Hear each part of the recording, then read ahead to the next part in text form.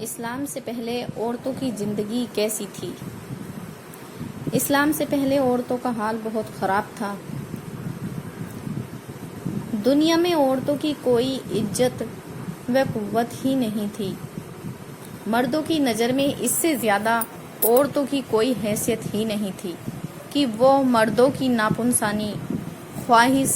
پوری کرنے کا ایک کھلونا تھیں اور دن رات مردوں کو قسم قسم کی خدمت کرتی تھیں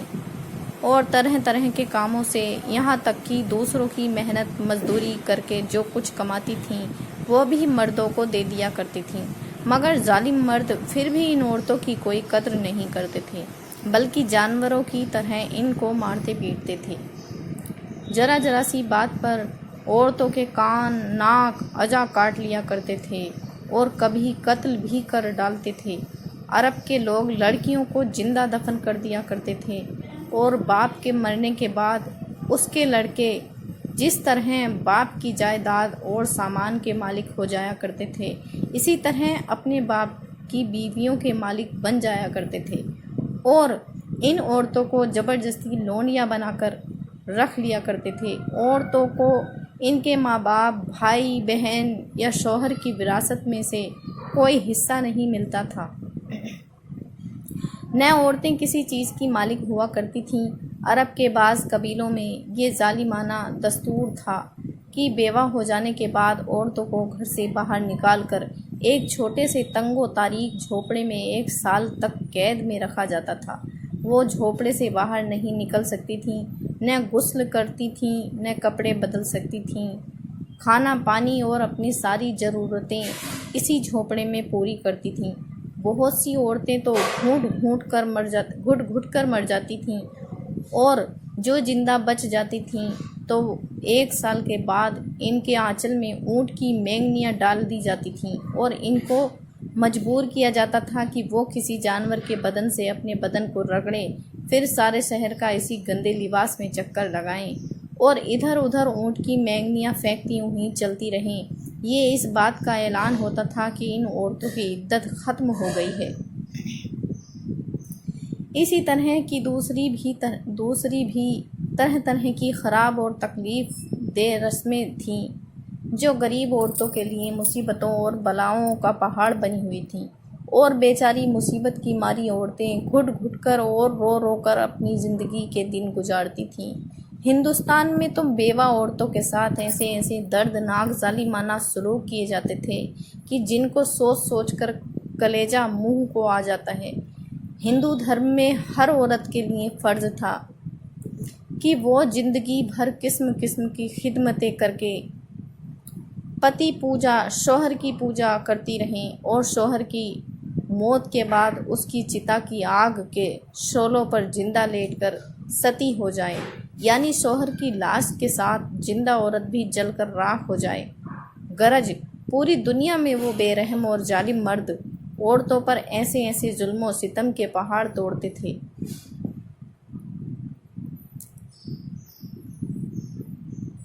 کہ ان ظالموں کے داستان سن کر ایک درد مند انسان کے سینے میں رنج و غم سے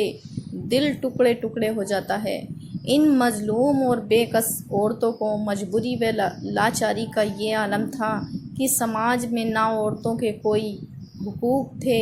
نہ ان کی ملزومیت پر داد و فریاد کے لیے کسی قانون کا کوئی سہارا تھا۔ ہزاروں برس تک یہ ظلم و ستم کی ماری دکھیاری عورتیں اپنی اس بے کسی اور لاچاری پر روتی، بلبلاتی اور آنسو بہاتی رہیں، مگر دنیا میں کوئی بھی ان عورتوں کے زخموں پر مرہم رکھنے والا اور ان کی ملزومیت کے آنسوؤں کو پوچھنے والا دور دور تک نظر نہیں آتا تھا۔ نہ دنیا میں کوئی بھی ان کے دکھ درد کی فریاد سننے والا تھا، نہ کسی کے دل میں ان عورتوں کے لیے بال برابر بھی رحم و کرم کا کوئی جذبہ تھا۔ عورتوں کے اس حال زار پر انسانیت رنج و غم سے بے چین اور بے قرار بھی، مگر اس کے لیے اس کے سوا کوئی چارہ کار نہیں تھا کہ وہ رحمت خدا بندی کا انتظار کریں کہ غیب سے کوئی ایسا سامان پیدا فرما دے کہ اچانک ساری دنیا میں ایک انوکھا انقلاب نمودار ہو جائے اور لاچار عورتوں کا سارا دکھ درد دور ہو کر ان کا بیڑا پار ہو جائے۔ چنانچہ رحمت کا آفتاب جب طلوع ہو گیا تو ساری دنیا نے اچانک یہ محسوس کیا کہ جہاں تاریک تھا، ظلمت کدہ تھا، سخت کالا تھا، کوئی پردے سے کیا نکلا کہ گھر گھر میں اجالا تھا۔ عورت اسلام کے بعد جب ہمارے رسول رحمت حضور محمد مصطفیٰ صلی اللہ تعالیٰ علیہ وسلم خدا کی طرف سے دین اسلام لے کر تشریف لائے تو دنیا بھر کی ستائی ہوئی عورتوں کی قسمت کا ستارہ چمک اٹھا اور اسلام کی بدولت ظالم مردوں کے ظلم و ستم سے کچلی اور روندی ہوئی عورتوں کا درجہ اس قدر بلند و بالا ہو گیا کہ عبادات و معاملات بلکہ زندگی اور موت کے ہر محلے اور ہر موڑ پر عورتیں مردوں کے دوست بہ دوست کھڑی ہو گئیں اور مردوں کی برابری کے درجے پر پہنچ گئیں۔ مردوں کی طرح عورتوں کے بھی حقوق مقرر ہو گئے اور ان کے حقوق کی حفاظت کے لیے خداوندی قانون آسمان سے نازل ہو گئے اور ان کے حقوق دلانے کے لیے اسلامی قانون کی ماتحتی میں عدالتیں قائم ہو گئیں۔ عورتوں کو مالکانہ حقوق حاصل ہو گئے، چنانچہ عورتیں اپنے مہر کی رقموں، اپنی تجارتوں، اپنی جائیدادوں کی مالک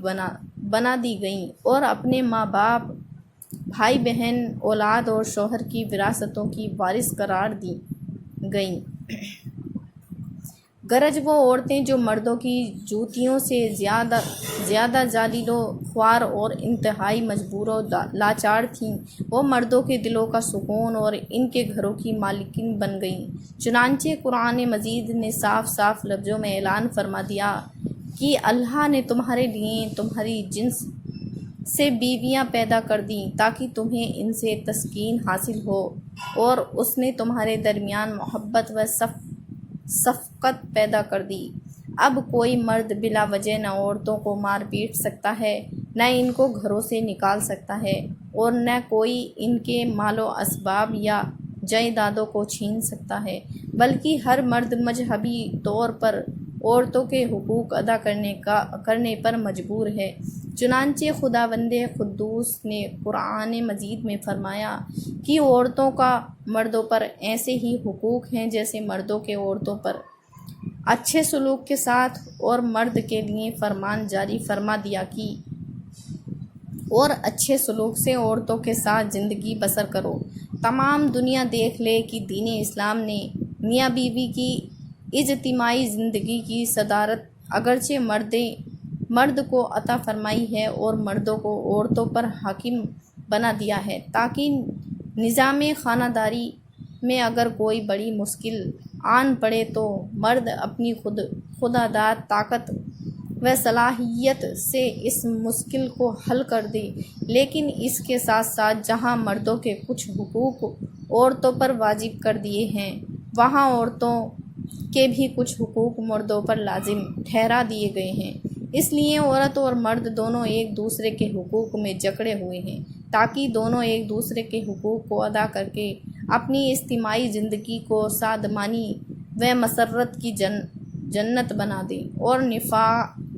نفاق و صفاق اور لڑائی جھگڑوں کے جہنم میں ہمیشہ کے لیے آزاد ہو جائے۔ عورتوں کو درجات و مراتب کی اتنی بلند منزلوں پر پہنچا دینا، یہ حضور نبی رحمت اللہ صلی اللہ تعالیٰ علیہ وسلم کا وہ احسان عظیم ہے کہ تمام دنیا کی عورتیں اگر اپنی زندگی کی آخری سانس تک اس احسان کا شکریہ ادا کرتی رہیں، پھر بھی وہ اس عظیم الشان احسان کی شکر گزاری کے فرض سے سبوک دوست نہیں ہو سکتی۔ تمام دنیا کے محسن اعظم حضور نبی اکرم کی شان رحمت کا کیا کہنا۔ دوستو، اگر آپ کو ہماری یہ پوسٹ پسند آئی ہو تو برائے مہربانی پوسٹ کو شیئر ضرور کریں۔ خدا حافظ۔